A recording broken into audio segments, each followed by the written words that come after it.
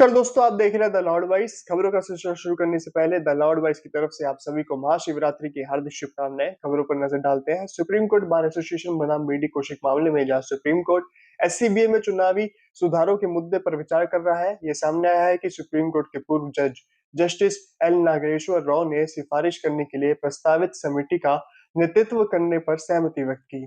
उच्च समिति एससीबीए की कार्यकारी समिति के सुधारों को विनियमित करने वाले उप नियम में सुधार और उपयुक्त संशोधनों के लिए मानदंड दिशा निर्देश मापदंडों की सिफारिश करने का प्रस्ताव है। इनमें सीनियर एडवोकेट अनुभवी अधिवक्ता शामिल होंगे जिन्होंने एससीबीए के पद अधिकारों के रूप में चुनाव लड़ने में कभी रुचि नहीं ली।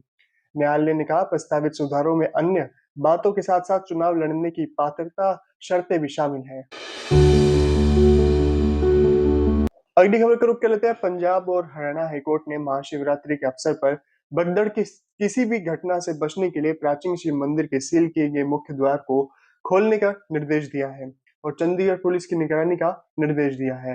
अदालत ने पहले निर्देश दिया था कि सैन्य बल पूरी भीड़ की निगरानी करेगा। हालांकि आदेश में आज संशोधन किया गया और अदालत ने डीएसपी चंडीगढ़ को जनशक्ति प्रदान करने के लिए कहा।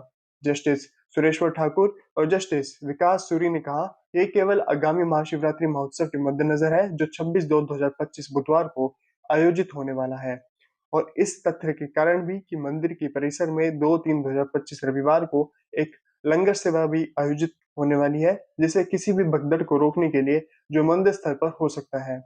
मंदिर की ओर जाने वाले द्वारों की संकीर्ण चौड़ाई के कारण, जबकि मुख्य मंदिर के द्वारों की चौड़ाई विषय मंदिर के अंदर भक्तों के सुचारू प्रवाह को सुनिश्चित करने के लिए पर्याप्त है।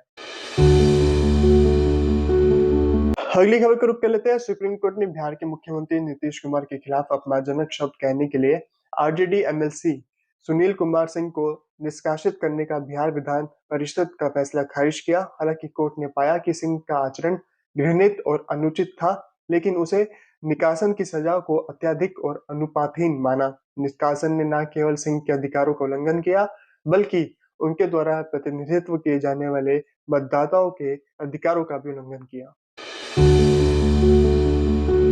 अगली खबर का रुख कर लेते हैं। दिल्ली हाई कोर्ट ने मंगलवार को वेदपाल तंवर की जमानत याचिका पर सुनवाई की। तंवर को प्रवर्तन निदेशालय ईडी ने हरियाणा के दादम इलाके में अवैध खनन के आरोप में गिरफ्तार किया था। तंवर की ओर से वरिष्ठ वकील विकास पावा ने कहा कि उनके मुवक्किल को अकेले गिरफ्तार किया गया, जबकि बाकी आरोपियों के खिलाफ कोई कार्रवाई नहीं की गई। सुनवाई के दौरान पावा ने यह भी बताया कि मामला मुख्य रूप से पर्यावरण संरक्षण अधिनियम ईएपी की धारा 7 पर आधारित था, जो अब पीएमएलए के तहत एक अपराध नहीं है। उन्होंने कहा कि ईडी ने गिरफ्तारी के कारण इस धारा का गलत इस्तेमाल किया, जबकि वह अब लागू नहीं है। उन्होंने ये भी बताया कि एफआईआर में ये आरोप था कि अवैज्ञानिक खनन से 4 लोगों की मौत हुई थी, लेकिन उन्होंने कहा कि धारा 7 पहले तो एक अपराध मानी गई थी, लेकिन अब ऐसा नहीं है। अगली खबर का रुख कर लेते हैं। जमीयत उलेमाए हिंद हलाल ट्रस्ट ने सुप्रीम कोर्ट में हलाल प्रमाणन के मुद्दे पर सॉलिसिटर जनरल तुषार मेहता की ओर से दिए गए बयानों पर हलफनामा दायर की आपत्ति जताई है। ट्रस्ट ने बयानों को भ्रामक बताया है। उल्लेखनीय है कि ट्रस्ट उत्तर प्रदेश सरकार की ओर से हलाल प्रमाणित उत्पादों पर प्रतिबंध लगाने के खिलाफ याचिकाकर्ताओं में से एक है। पिछली सुनवाई के दरमियान मेहता ने कहा था कि हलाल प्रमाणित करने वाली एजेंसी इस प्रमाणन प्रक्रिया से कुछ लाख करोड़ कमाती है और कोर्ट को इस बड़े मुद्दे पर विचार करना चाहिए कि क्या पूरे देश को हलाल प्रमाणित उत्पादों की कीमत सिर्फ इसलिए चुकानी चाहिए क्योंकि कुछ लोग इसकी मांग कर रहे हैं। मिलते हैं आपसे कल शाम को कुछ और कानूनी खबरों के साथ। तब तक के लिए आप देखते रहिए the Lord vice YouTube channel.